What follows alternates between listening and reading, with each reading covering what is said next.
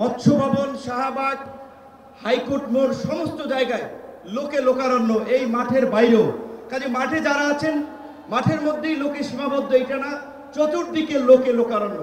এরকম একটি সফল মহাসমাবেশ আয়োজনের জন্য ইসলামী আন্দোলন বাংলাদেশের সারা দেশের নেতৃবৃন্দকে গণ অধিকার পরিষদের পক্ষ থেকে অভিনন্দন এবং শুভেচ্ছা জানাই।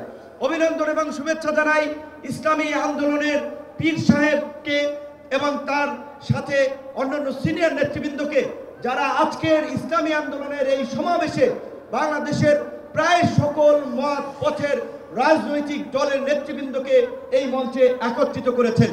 এবং আজকের এই সমাবেশ অত্যন্ত সময়োপযোগী এবং কার্যকর বিষয়ের উপরে ভিত্তি করে নির্ধারণ করা হয়েছে। আপনারা জানেন, বাংলাদেশের 24-এর গণ অভ্যুত্থান পরবর্তী রাষ্ট্র সংস্কারের যে জন আকাঙ্ক্ষা তৈরি হয়েছে, শাসনতান্ত্রিক ব্যবস্থার পরিবর্তনের যে রাজনৈতিক এবং জন আকাঙ্ক্ষা তৈরি হয়েছে, সেই আনুপাতিক হারে নির্বাচনের দাবিতে আজকে বোধহয় কয়েকটি দল ব্যতীত সব দলই কিন্তু এই মঞ্চে ইতিমধ্যে হাজির হয়ে এই সংখ্যানুপাতিক নির্বাচনের পক্ষে তাদের দলীয় সমর্থন ব্যক্ত করেছে।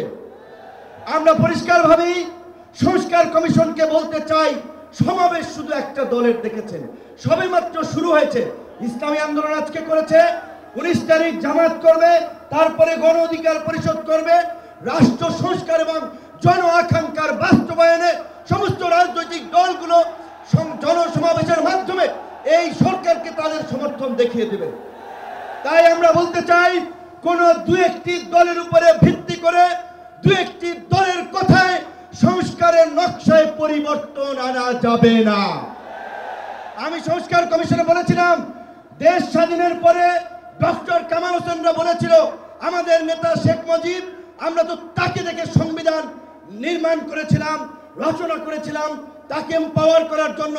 আজকে সংস্কার কমিশনকে বারবার আমরা বলতে চাই, দু একটি দলকে প্রাধান্য দিয়ে বেশিরভাগ জনগণের আকাঙ্ক্ষার বিপরীতে গিয়ে কোন সিদ্ধান্ত বাস্তবায়নের দুঃসাহস দেখাবেন না।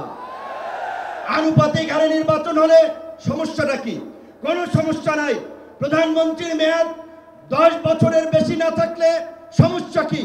আমরা অত্যন্ত যৌক্তিকভাবে এই কথাগুলো দফায় দফায় আলোচনায় তুলে ধরছি, কিন্তু এটা পরিষ্কার, সংবিধান এই সংস্কার জাতীয় ঐক্যমত্য কমিশন কেন জানি দু একটি দলের প্রতি পক্ষপাতমূলক আচরণ করছে।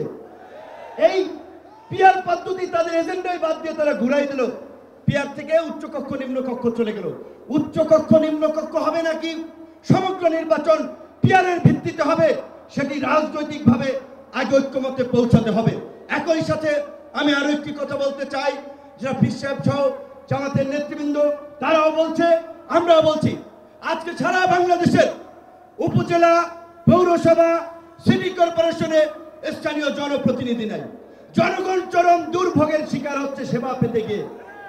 সরকারের উন্নয়নমূলক কর্মকাণ্ড ব্যাহত হচ্ছে এবং 50 বছরের যে অভিজ্ঞতা, নির্বাচনের পরে রাজনৈতিক দলগুলো এমপিরা মিলে, মন্ত্রীরা মিলে কেন্দ্র দখল করে তাদের নেতাদেরকে পুলিশ প্রশাসনকে দিয়ে জেতায়।